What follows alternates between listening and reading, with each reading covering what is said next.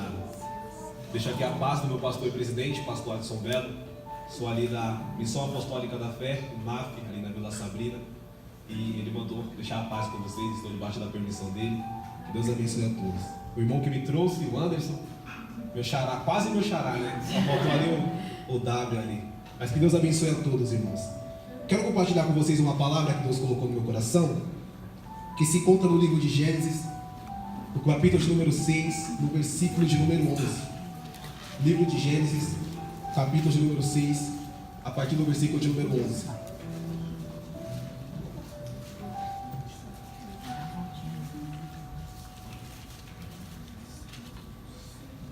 Quem encontrou, diga amém, por favor. Amém. Amém?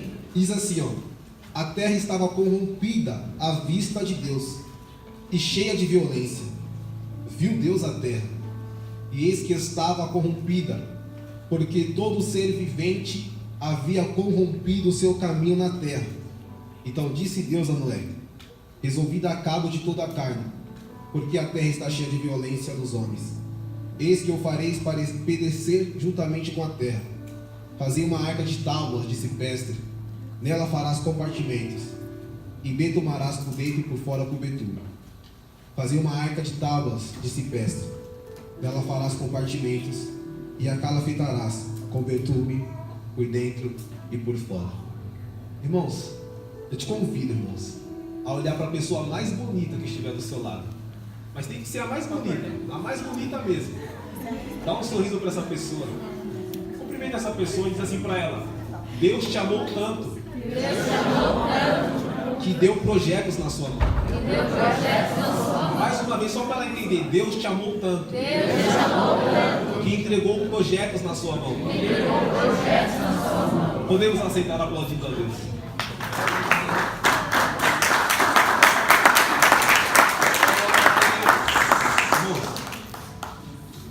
É claro que termos a Bíblia em mãos é algo fantástico. E o curioso é que nós temos que ter a mentalidade de que este livro que nós temos em mãos não é um livro qualquer. Este livro não é uma literatura de algum escritor que nós gostamos. Este livro é a palavra de Deus.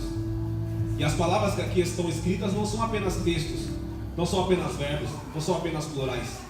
Tem vida aqui. Tem vida a grau ponto do salmista escrever e dizer que luz e lâmpada para os caminhos e a vida dele é a palavra de Deus. A grau ponto do mesmo salmista dizer e escrever que ele guarda essa palavra no coração dele para não pecar contra o Senhor. Essa palavra é tão viva e eficaz que o autor do livro de Hebreus, no capítulo de número 4, no versículo de número 12, vai dizer: porque ela, a palavra de Deus, é viva e eficaz, e mais penetrante do que espada de 2 gumes, e penetra até na divisão da alma e do espírito, das motas e das células, que tem intenção e coincidência para discernir os sentimentos do coração. Então nós precisamos ter em mente que essa palavra, este livro, é um livro que está nas nossas vidas até a atualidade. Eu acredito que, assim como eu, você também que vive no período da pós-modernidade, sabe que nós temos em mãos uma tecnologia muito avançada hoje. Nós temos em mão o WhatsApp, o Facebook, o Instagram, como o irmão já citou, e essas ferramentas nos facilitam conversar com as pessoas que estão longe, realizar trabalhos. É uma ferramenta muito boa se nós soubermos usar da forma correta. Mas o curioso é que, eu não sei se você percebeu, que toda essa tecnologia um dia passa. Você já percebeu que o seu celular que você comprou há uns 2 anos atrás, hoje já não é tão atualizado como é o que lançaram agora? Já percebeu que o seu iPhone 5 já lançou o 8, o 9, já está desatualizado, já precisa comprar outro? Então você já percebeu que esta palavra é escrita mais ou menos 2.000 anos atrás, passou 1 ano, 2 anos, 1.000 anos, e ela continua viva e eficaz nas nossas vidas. Agora é o ponto dos autores dos textos dizer que ela se renova a cada dia. E todos vão dizer que passarão os céus e a terra, mas a palavra de Deus permanecerá para sempre. Curioso. Curioso porque o livro de Gênesis é o primeiro livro da Bíblia. Está vinculado na Torá, no Pentateuco, no livro das leis. Dos 66 livros, ele está vinculado nos 5 que Moisés escreve. O curioso é que Moisés vai passar a escrever este livro e me chama muita atenção a forma com que ele escreve. Porque o capítulo de número 1 vai começar dizendo que no princípio criou Deus os céus e a terra era um lugar sem fórmula e vazia, e havia trevas entre a face do abismo, e o Espírito de Deus pairava sobre a face das águas. É curioso isso, porque se você perceber e entender lendo o texto, você vai perceber que o primeiro versículo vai estar dizendo que no princípio a terra era um lugar sem fórmula e vazia. Havia trevas e das abismos, o Espírito de Deus pairava, sem fórmula e vazio, sem fórmula e vazio. E eu fico me perguntando como é que o Espírito Santo de Deus conseguiu pairar sobre a face das águas. Porque mesmo não tendo cor, mesmo não tendo forma, mesmo não tendo tamanho, mesmo não tendo largura, o texto vai dizer que o Espírito Santo de Deus pairava sobre a face das águas. Eu não sei como você chegou aqui nessa noite, eu não sei como está a sua mente ou o seu coração, mas uma coisa eu tenho convicção plena, que o Espírito Santo de Deus continua pairando na sua vida, assim como ele parava em Gênesis capítulo de número 1, verso de número 1. É curioso porque o primeiro livro da Bíblia vai começar a nos dizer a respeito da criação. O que me chama muita atenção é isso, que todos os 8 atos de criação foram executados em 6 dias, porque na verdade no 7º ele descansa, e o texto vai começar dizendo e explicando: e disse Deus, haja luz, e disse Deus, haja céu, e disse Deus, que haja separação entre os céus e a terra, que haja separação entre as águas e a terra. O curioso é que tudo que existe ou veio à existência, passou a existir a partir da palavra que saía da boca de Deus. Deus dizia haja, e aquilo que ele ordenasse para que houvesse, passava a existir. Mas no capítulo de número 2 do livro de Gênesis, vai nos dizer que disse Deus então, formou Deus do pó da terra o homem. O curioso é que tudo que ele havia criado antes de você, ele havia falado com palavras, ele havia pronunciado o verbo e aquele verbo havia se cumprido. Mas quando ele decidiu criar o primeiro homem chamado Adão, ele não disse, ele colocou a mão na massa e modelou e soprou na narina dele o fôlego de vida. Te convido, irmãos, a segurar na mão dessa pessoa que está do seu lado com muito respeito e carinho, e diz para ela: quando Deus te criou, Ele teve um carinho diferenciado. Ele não apenas falou, mas Ele agiu através da sua vida. Curioso é que quando a gente fala assim, olha para a pessoa que está do seu lado, ou para alguém, o mais bonito que estiver, ninguém olha para a gente, pastor. Todo mundo procura alguém que está mais próximo, mas a gente ninguém olha. A gente se sente feio, né? Até porque é verdade também. Mas o que me deixa alegre e feliz é que o texto vai dizer que nós somos imagem e semelhança de Deus. Escuta isso. Quando ele cria Adão de uma forma diferente, sim ou não? Sim. Já dá para entender e perceber o tratamento aqui. Ele não cria Adão e coloca Adão em qualquer lugar. Antes de criar Adão, ele prepara um lugar para Adão habitar.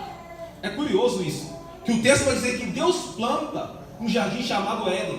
O curioso é que a palavra Éden significa perfeição, harmonia e santidade. Fica muito óbvio que Deus havia criado a humanidade ou o homem para que esse homem desfrutasse de uma intimidade com ele, de um relacionamento pleno.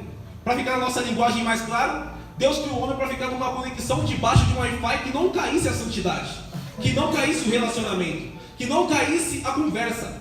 A grau ponto do texto dizer que na viração do dia, sendo essa viração do dia, exatamente às 6 horas da tarde, Deus descia do céu e ia até o jardim para conversar com o homem ou se encontrar com ele.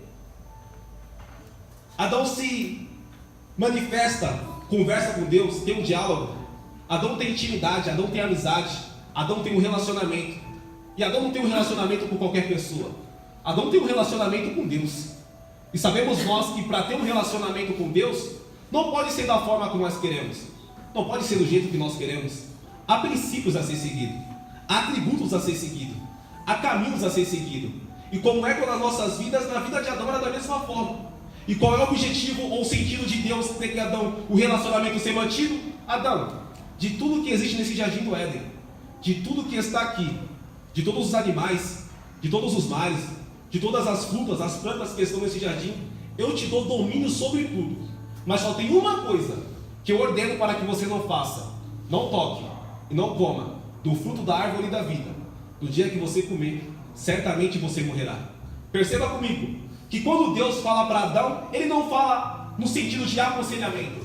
É uma ordem, é uma ordenância. Deus, na semelhança de criação, de criatura, nós somos a criação. O que nós deveríamos fazer, como Ele fala conosco, seguir e obedecer aquilo que Ele tem nos falado. Deus havia dado uma ordem para Adão: Adão, não toca, não come, você tem tudo, Adão, só me obedece, porque se você me obedecer, a nossa relação vai continuar eternamente até os confins da terra. Curioso é que o texto vai dizer a partir do capítulo de número 2 que Deus dá ordem para Adão cuidar e lavar o jardim do Éden. Deus vai dar nome aos animais, Deus vai dar nome às plantas, vai dar nome às árvores. O curioso é que o texto vai dizer que após Adão trabalhar no jardim do Éden, nomear a vaca, nomear o cavalo, nomear o leão, o texto vai ver o texto vai dizer que viu Deus que não era bom o homem viver sozinho. Mas Deus só viu que não era bom o homem viver sozinho depois que Adão trabalhou. Há uma curiosidade aqui. Minha geração, pastor Eduardo, quer ter primeira Eva, quer ter primeira varoa, mas a gente não quer mais trabalhar para Deus. A minha geração só quer ter a bênção, mas não quer trabalhar para que a bênção veio. Da forma que Adão foi diferente. Primeiro Adão, você trabalha, depois eu me responsabilizo em colocar alguém na sua vida. Cara, levanta as suas mãos, jovens. Eu sei que tem gente encalhada aqui. Levanta as suas mãos para o céu. Eu quero liberar uma palavra profética na sua vida. As duas, isso. Não se sinta tímido. Estão dizendo por aí que você está passando tempo, já você está namorando. Estão dizendo por aí que você está perdido, que ninguém vai te amar, ninguém vai te encontrar. Mas eu vi uma palavra profética aqui nessa noite. Começa a trabalhar para Deus e se relacionar com Ele, que Ele vai cuidar de tudo na sua vida sentimental e material para você. Cutuca alguém, cutuca ele. Eu sei que tem gente me olhando aqui tipo, nossa, é verdade isso. Mas cutuca ele e fala, tá, trabalha primeiro. Trabalha primeiro. Depois Deus se responsabiliza do resto. Escuta. Deus colocou Adão e Eva no jardim do Éden, sim ou não? Sim. E havia um princípio: não toque e não coma do fruto da árvore da vida. O curioso é que nós vamos chegar no capítulo número 3 do livro de Gênesis. E para mim, na minha opinião, irmãos, o capítulo número 3 é um dos capítulos mais tristes da Bíblia. E por que é triste? Porque o versículo número 1 vai começar dizendo que a serpente, o animal mais astuto da floresta, está passeando no Éden. Mas também quem estava passeando no Éden era Eva, a esposa de Adão. O curioso é que Eva está passeando no Éden já fazia muito tempo, já fazia muitos anos. Esse relacionamento já estava mantido há muito tempo, talvez meses, talvez horas, talvez anos, mas já havia um relacionamento. Escuta, perceba isso, que quando Eva está passeando no jardim do Éden, o capítulo número 3 e o verso número 1 vai nos dizer que a serpente também está lá. Essa mesma serpente identificada no livro de Apocalipse, no capítulo número 12, no verso de número 9, como sendo o próprio inimigo, Satanás, aqui em forma corpórea. Então perceba que Eva está passeando no jardim do Éden quando o inimigo se aproxima de Eva. O curioso é que o inimigo vai se aproximar de Eva com uma proposta, com algo a oferecer. Porque por incrível que pareça, a ferramenta mais eficaz que o diabo tem contra as nossas vidas não é a ostentação, não é o ouro, não é a prata, não é a fama. A ferramenta mais eficaz que ele tem para lutar contra nós é a persuasão. E o que é persuasão? É eu fazer você acreditar na minha ideia, mesmo você tendo uma ideia formada. A serpente vai chegar até ela e vai persuadir ela. Disse Deus, né? Para que você desfrutasse de tudo no jardim do Éden, mas que não tocasse e não comesse do fruto da árvore da vida. Perceba comigo que quando ela se aproxima de Eva, ela chega com uma queixa muito simples. Ela chega com uma proposta muito clara. Será que Deus disse mesmo para que você não tocasse, para que você não comesse, para que você não desfrutasse dessa árvore?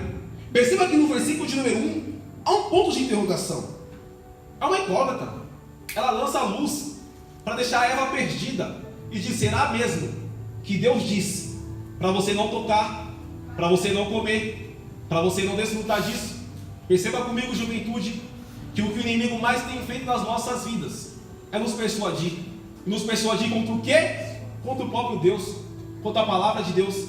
Você já percebeu que quando um amigo seu na escola ou na faculdade quer fazer você fazer algo que você sabe que é errado, ele diz: será mesmo que Deus disse para você não fazer isso?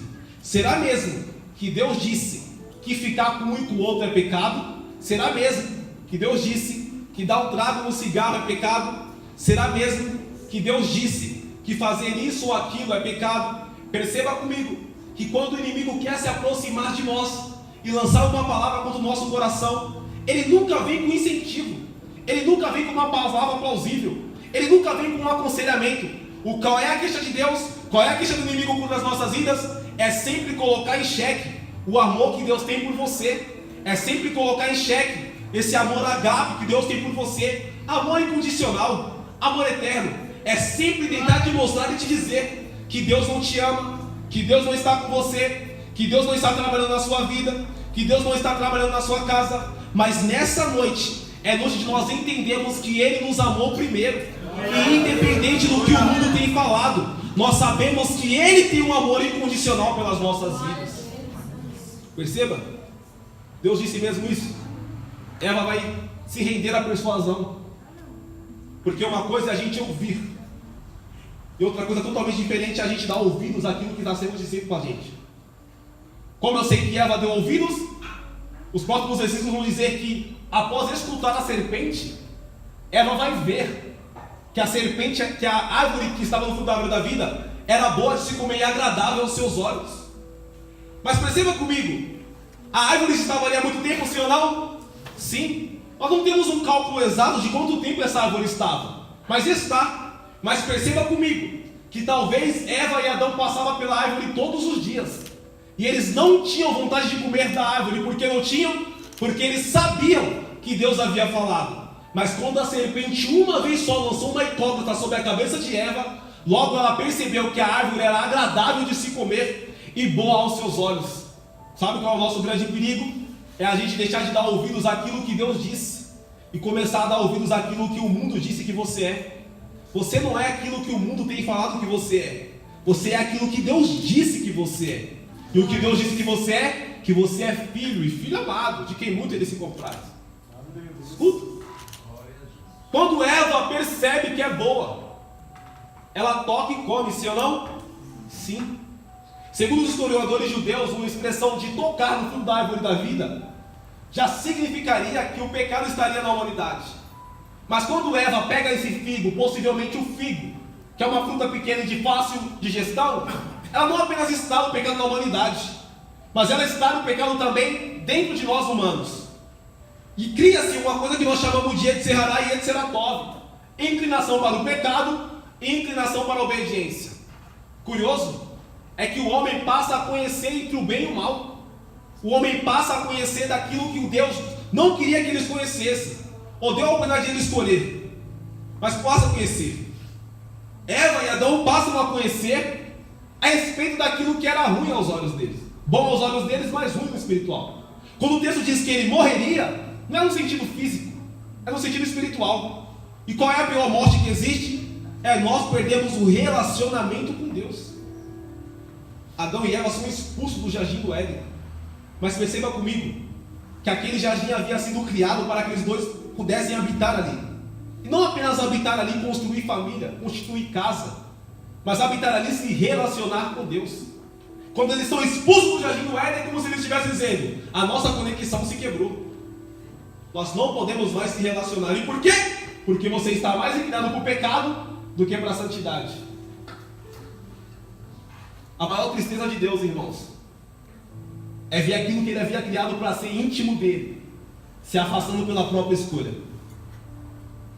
A maior tristeza de Deus não é quando você erra, é quando você não se arrepende do seu erro. Porque se você se arrepende do seu erro, Ele está disposto a te abraçar. Sabe o que é o curioso? É que depois de Adão e Eva, perdeu-se a conexão com Deus. O Wi-Fi que não baixava, não caía, caiu. Ficou sem internet. Ninguém mandava mais WhatsApp para o Senhor. E Deus está olhando isso e está se entristecendo. E por quê? Porque Ele havia criado o homem para se relacionar com Ele. Filho tem que manter um relacionamento com o pai. Filho e pai é diferente de amigo e amigo. Porque amigos vêm e vão. Amigos nós temos hoje, mas amanhã por algum motivo da vida eles não podem mais estar aqui. Mas pai e filho, mãe e filho, é para a vida inteira. E o que Deus está dizendo para as nossas vidas, isso é hoje.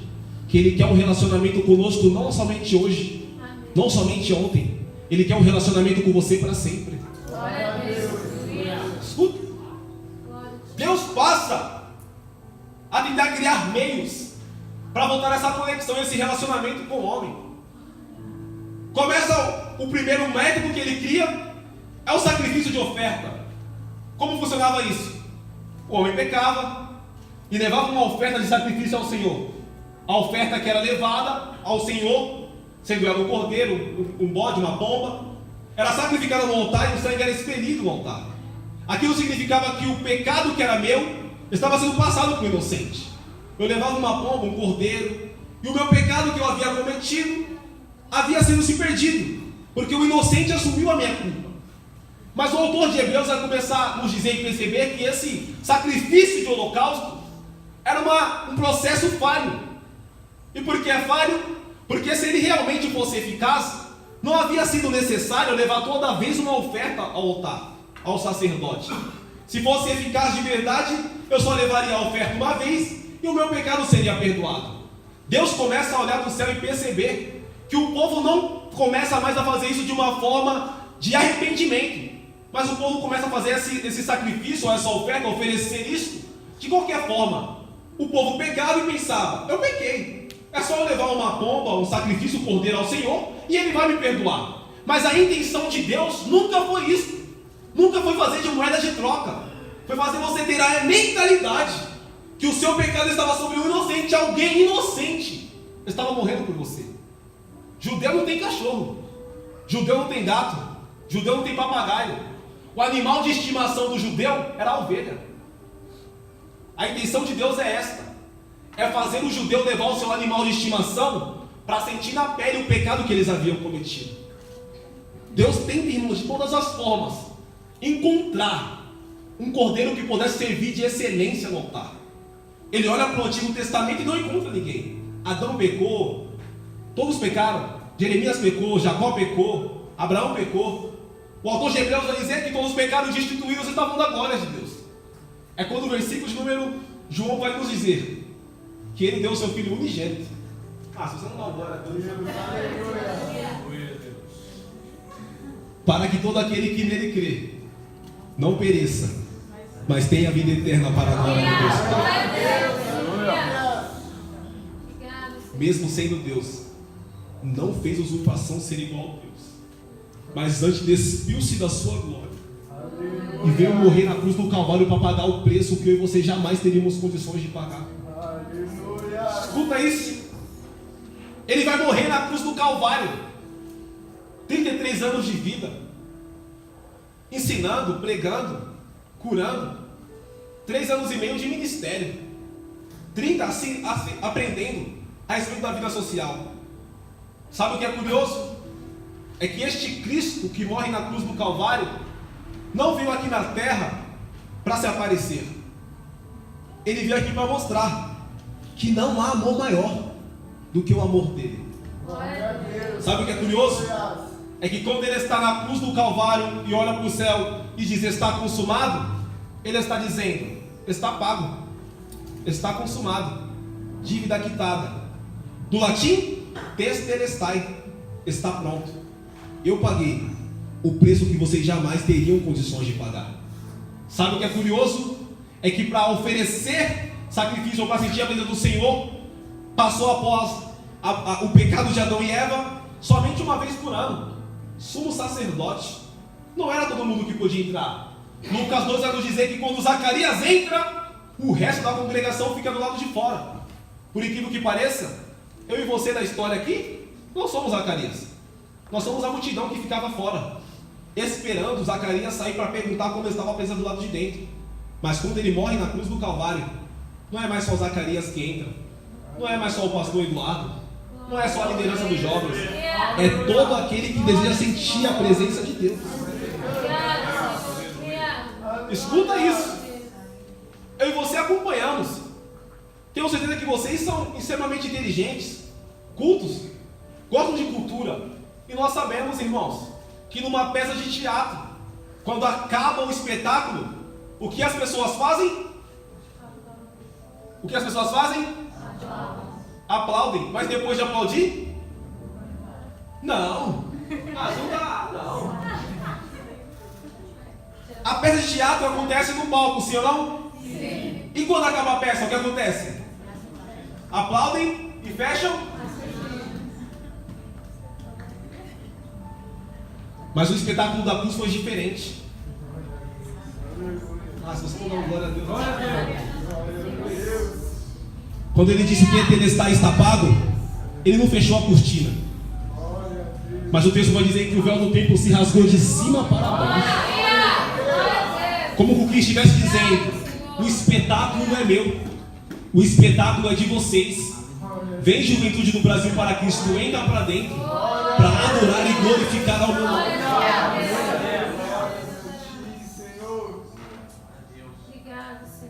É lindo isso, irmãos. Porque ele podia muito bem fechar as cortinas. Foi eu que morri. Mas ele está dizendo: eu te amei tanto que eu vou te dar a oportunidade de se relacionar comigo. Escuta isso. Gênesis capítulo número 6 vai começar a nos dizer um cenário devastador, irmãos. O texto vai dizer que os filhos de Deus estavam se relacionando com os filhos dos homens. Os filhos de Deus aqui em Gênesis 6 não são os anjos. Porque o Novo Testamento vai nos dizer que os anjos são assexuados. Eles não sentem prazer em relações sexuais como os humanos sentem. Os filhos dos homens que aqui está sendo referido é a geração de Caim, que até então era conhecida como uma geração pecaminosa, uma geração inclinada para a desobediência. E os filhos dos homens, naturalmente, era a geração de Sete, que até então era conhecido como uma geração consagrada ao Senhor, devotada ao Senhor. O curioso é isso aqui, que Deus não se entristece por coisas muito grandes. Deus se entristece porque aqueles que outrora amavam a Ele passam a amar o mundo. Deus não se entristece porque um estava matando o outro. O texto não vai nos dizer isso. O texto vai nos dizer que o pecado da humanidade estava muito grande. E o que estava acontecendo? Uma junção de pessoas, de culturas, uma junção de povos. A geração que outrora era para fazer a diferença passa a não fazer mais. Deus está olhando e está se entristecendo. Deus está olhando para tudo isso e está vendo que os jovens da igreja que outrora faziam a diferença não estão fazendo mais. Ele está se entristecendo com isso, irmãos. Ele está se entristecendo porque o povo estava virando as costas para ele. Deus estava muito triste. Deus está olhando do céu e a adoração ao Senhor não funciona da forma como você imagina. É incenso. O tabernáculo é incenso. O livro de Apocalipse vai nos dizer que as nossas orações sobem como incenso às narinas de Deus. Deus não te escuta por outra coisa no seu olfato, é o cheiro. A sua adoração não tem que fazer apenas barulho, tem que fabricar perfume. Lembra da mulher? Ela joga o perfume sobre Jesus porque ela entende que é o cheiro que Jesus, ou Deus, recebe como oferta. E qual era a oferta que estava subindo? Um cheiro horrível, um cheiro devastador. Deus já não estava mais sentindo aquele cheiro suave da adoração que outrora ele sentia no Éden. Ele vai tomar uma decisão, irmãos. E o texto vai dizer que arrependeu-se Deus de ter criado o homem. Mas Deus não mente, Deus não se arrepende. Nos originais, Deus havia se entristecido a tal ponto de tomar uma atitude muito grande. Qual é a atitude? Eu vou mandar um dilúvio para destruir toda a humanidade. Porque todo mundo está virando as costas para mim. Todo mundo está me desobedecendo. Aqueles que deviam andar comigo não estão andando mais. E o texto vai dizer que Deus vai mandar um dilúvio sobre a terra para destruir toda a humanidade. E se eu falar isso aqui, você não dá uma glória a Deus, eu vou parar de pregar. Porque no meio desse cenário devastador, o capítulo número 6 vai nos dizer assim, no verso de número 8. Porém, o curioso é que a palavra porém, você é mais inteligente que eu tenho certeza disso, mas você sabe que é um adjetivo contraditório. É tipo indo contra aquilo que o outro estava falando. Um exemplo é como se eu falasse assim: esse irmão aqui é muito lindo, porém ele não tem cabelo. Brincadeira, tá, irmão? Entendeu? É como se eu estivesse desvalorizando aquilo que eu havia falado. E o que Deus havia falado? Que ia destruir toda a humanidade, sim ou não? Sim ou não? Mas olha o versículo número 8. Porém, Glória a Deus. Noé achou graça aos olhos do Senhor. E olha o versículo número 7. Olha o versículo número 9. Quer dizer, eis a história de Noé. Noé era homem justo e íntegro em seus contemporâneos ou em suas gerações. Você não entendeu isso, pastor? Eles não deram nenhum glória, pastor. Jovens, se fosse o Neymar na Copa fizesse um gol, eles iam ficar sem voz. Vou repetir para ver se... Finge que é um gol do Brasil. Eis a história de Noé. Noé era homem justo e íntegro em suas gerações. Glória a Deus. Perceba que o que eu estava falando nos versículos anteriores era que todo mundo estava desobedecendo, era que Deus não estava mais sentindo o cheiro das narinas do louvor, da adoração a Ele, em verdadeiro espírito e em santidade. Mas o verso de número 8 vai dizer: porém, Noé achou graça aos olhos do Senhor. Perceba isso aqui, irmãos. Olha as qualidades de Noé. Noé é varão justo e honesto. Escuta, é difícil ser justo e honesto? É difícil, pastor Eduardo? É difícil. Mas perceba comigo que tem gente que não é cristã, mas é justo, mas é íntegro. Eu tenho certeza que você conhece alguém que não vem para a igreja, mas anda como se andasse, como se viesse, anda como se conhecesse a Deus. É tanta integridade, é tanta justiça, que mesmo não sendo da igreja você fica admirado. Isso não são qualidades, irmãos, que nós deveríamos se alegrar. O que nós deveríamos se alegrar é a vírgula que vai dar no versículo, pastor. Ó, o texto vai dizer assim, ó: Noé é varão justo e reto em suas gerações. Noé andava com Deus. Glória a Deus. Escuta isso. Toda a geração estava em pecado, sim ou não? Sim. Sim ou não? Sim. E como esse homem aqui consegue andar com Deus?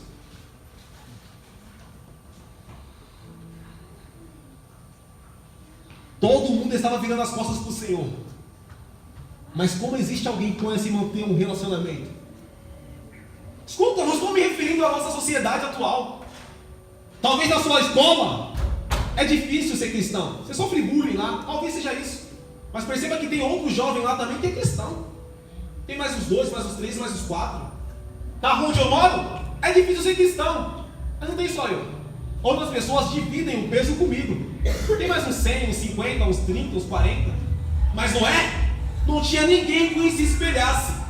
Mas mesmo vendo que todo mundo estava fazendo aquilo que era errado, ele decidiu andar íntegro, justo e ter intimidade com Deus. Escuta isso, jovem. Se você não dá glória a Deus, jovem. Noé andava com Deus, sim ou não? Sim. Andava. E andar é muito mais delicado do que nós podemos imaginar. Porque eu, Anderson, não ando com pessoas que não têm a mesma ideia que eu, não têm a mesma visão de vida que eu. Eu não ando com pessoas que vivem me contradizendo na minha mente, nos meus padrões de vida, as minhas escolhas. Eu só ando com quem se parece, pelo menos no quesito de vida aqui comigo, que eu. Você, jovem, não anda com aquela menininha que você sabe que não gosta de você. Você só anda com quem você sabe que gosta de você. Você só anda com quem você sabe que você se dá bem. Mas no relacionamento com Deus, o andar é muito mais difícil. E por que é difícil? Porque só anda com Deus quem obedece ao Senhor. Sabe o que eu entendo desse texto? É que mesmo em meio a uma geração pecaminosa, onde todo mundo estava negociando a fé, havia alguém que havia escolhido ter intimidade com o Senhor e andar na base da obediência. Glória a Deus.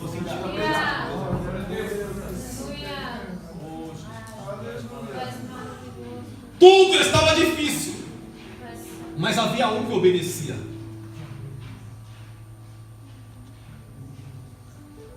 Sabe o que é curioso? É que eu aprendo com Noé, que não é o padrão da sociedade que me molda. Eu só me deixo ser moldado se eu quiser. Eu aprendo com Noé, irmãos, que eu que faço as minhas escolhas. Eu que faço o que eu quero. Eu escolho o que é melhor para a minha vida. E talvez para você é difícil andar com Deus, mas é você que escolhe andar com Ele, não.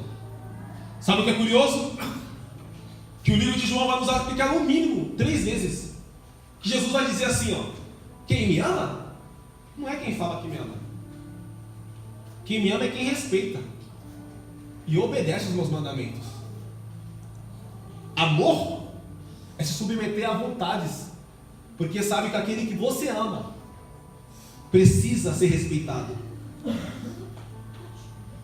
Pega na mão de alguém que está do seu lado, está me olhando com uma cara de assustado, estou com medo de você, e fala para ele assim, ó: amar a Deus É obedecer aos seus princípios.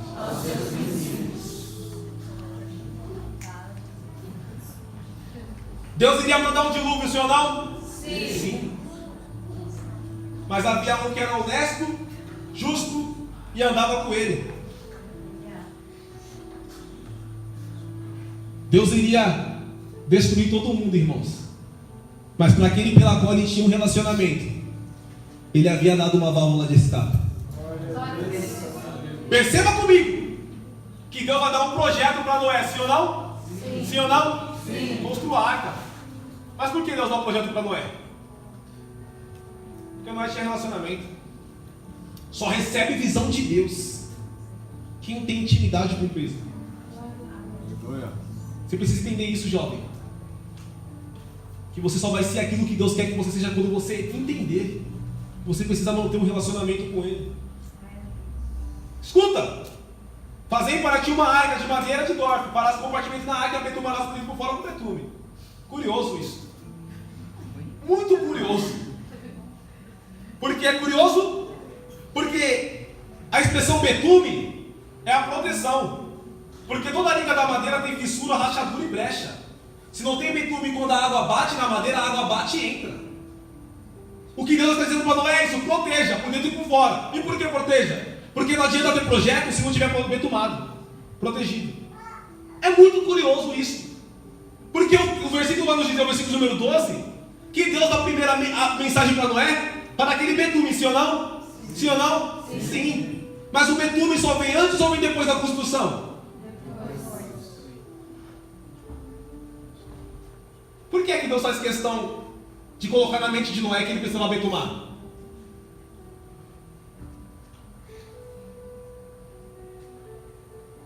Porque o projeto é para o futuro, mas a construção é para o presente.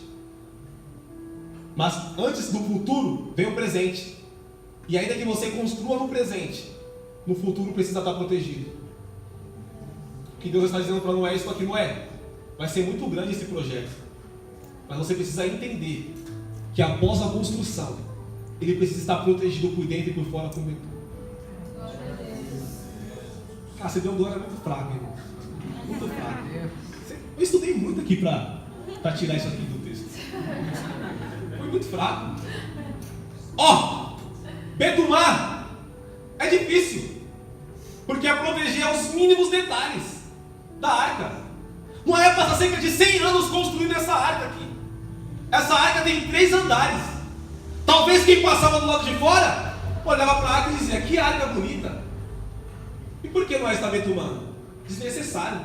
Está estragando a arca. Mas Noé havia entendido o que Deus havia falado para ele. Não adianta ser bonito. Não adianta ser elegante. Tem que ter proteção, Noé. Glória a Deus.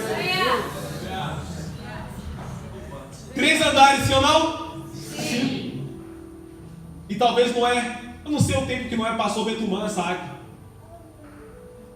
mas eu sei que ele betumou. E talvez nesses 100 anos de construção, vamos dizer que conjecturalmente passa 70 anos construído e os 30 betumando. E quem olhava do lado de fora pensava assim: cadê Noé que sumiu?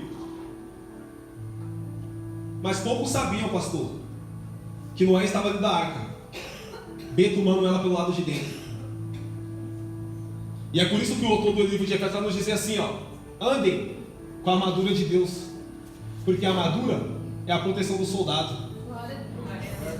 Deus dizendo: Noé, betume isso aí, Noé, para persuasão ou pecado nenhum entrar aí dentro. Difícil que a persuasão do lado de fora, o betume do lado de fora, me perdoe, é fácil. É só colocar um terno, só colocar uma gravata, é só colocar um sapato social. Quem olha do lado de fora pensa: está betumado, está protegido, está na visão. Mas do lado de dentro que é o difícil. Por que é o difícil? Porque do lado de dentro não é apenas uma largura, são andares.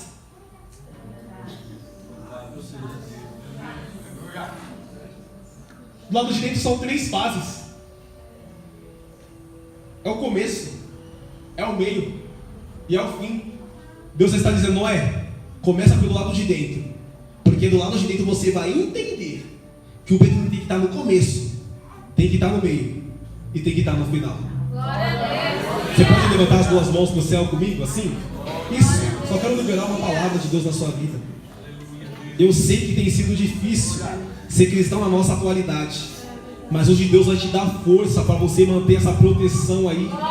E essa proteção vai te fazer, vai te mostrar que é o Espírito Santo que vai fazer você recusar essas propostas, que vai fazer você dizer não para essas propostas, que vai fazer você se desviar desse pecado. É o Espírito Santo de Deus que vai te ajudar a se perfumar.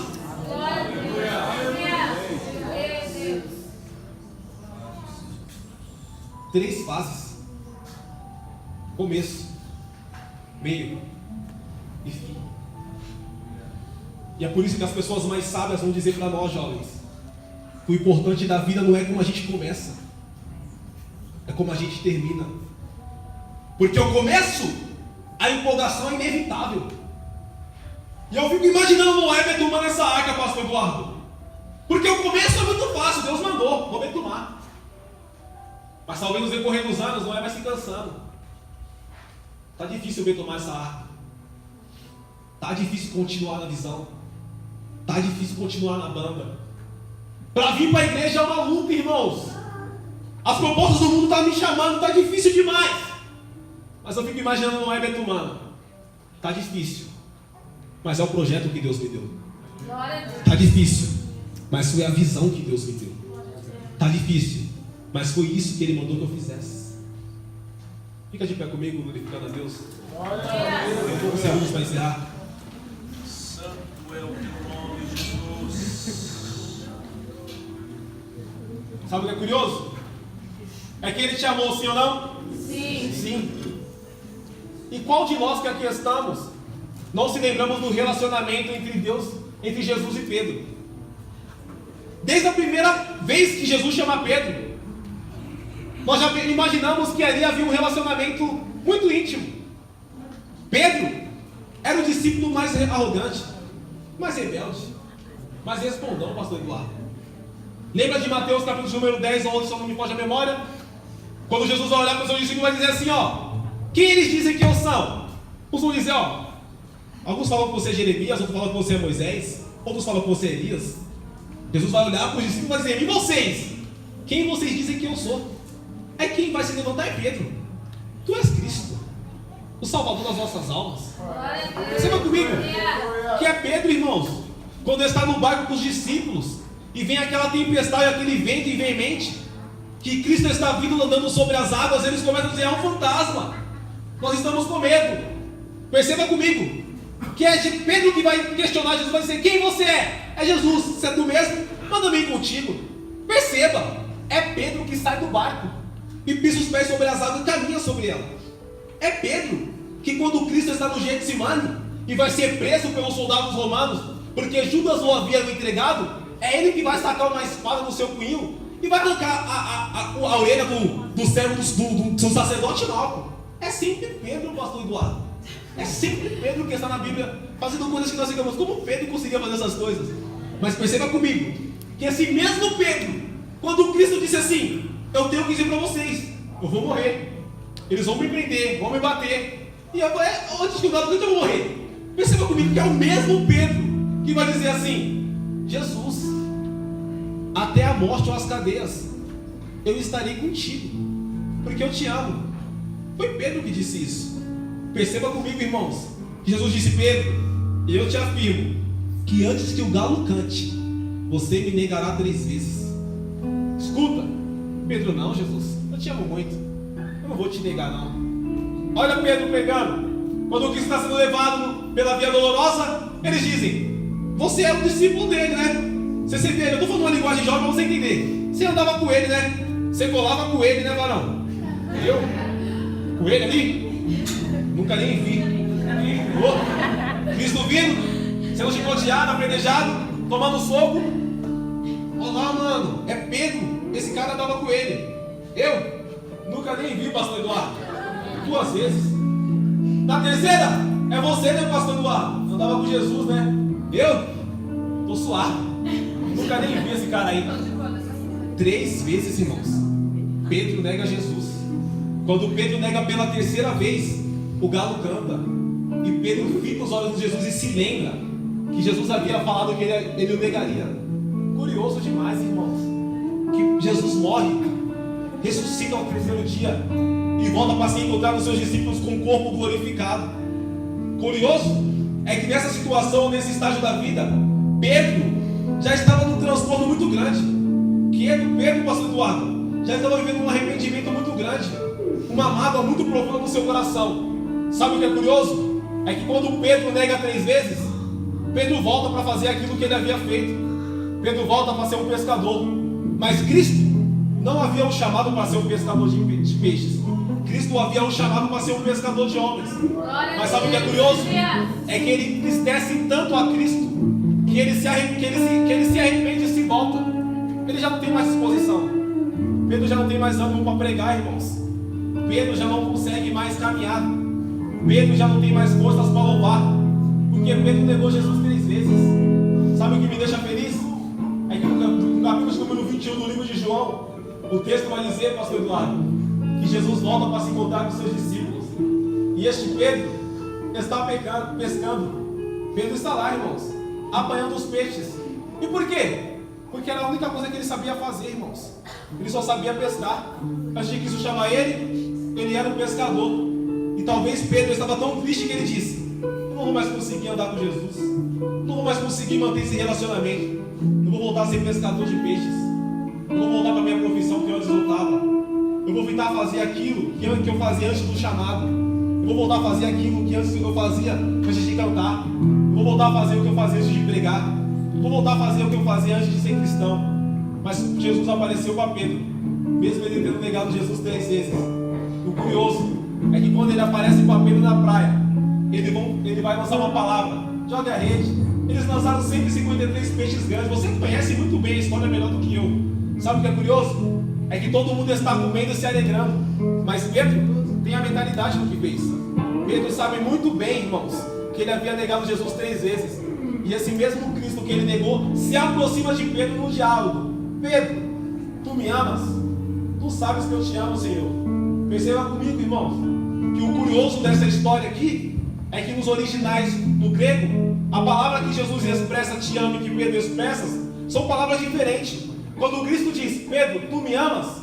O amor de Cristo que Jesus expressa é o amor ágape. É o amor agapão, pastor Eduardo. É o amor incondicional. Mas quando Pedro olha para Jesus e fala: eu te amo, o amor que Pedro está se referindo não é o amor ágape. É o amor filéu. É a mesma expressão: eu gosto ou eu tenho um apreço por você. Olha Cristo dizendo: Pedro, tu me amas? Jesus, eu gosto de ti. Pedro, tu me amas? Jesus, eu gosto de ti. Eu imagino a angústia de Pedro, pastor Eduardo, quando Cristo perguntou pela segunda vez. Porque é como se Cristo estivesse fazendo ele se lembrar de novo que ele havia negado Jesus 3 vezes também. Mas na terceira vez, quando Jesus olha para Pedro e diz: Pedro, tu me amas? Ágape, Pedro.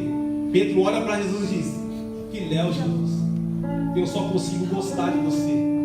Curioso é que Jesus, com esse amor incondicional, vai olhar para Pedro e vai dizer assim: ó, Pedro, apacenta as minhas ovelhas.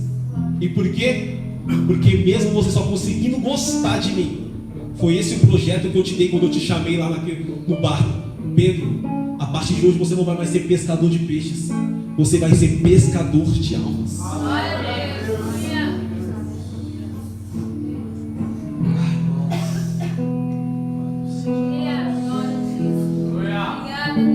Eu não sei qual foi o projeto que ele deu na sua vida, não sei.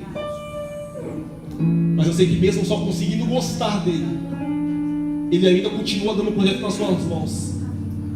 Porque ele te escolheu para executar uma tarefa muito grande na terra. Eu quero chamar aqui na frente só os corajosos, irmãos. Só aqueles que entendem, irmãos, que precisam voltar essa conexão com Deus. Não estou chamando você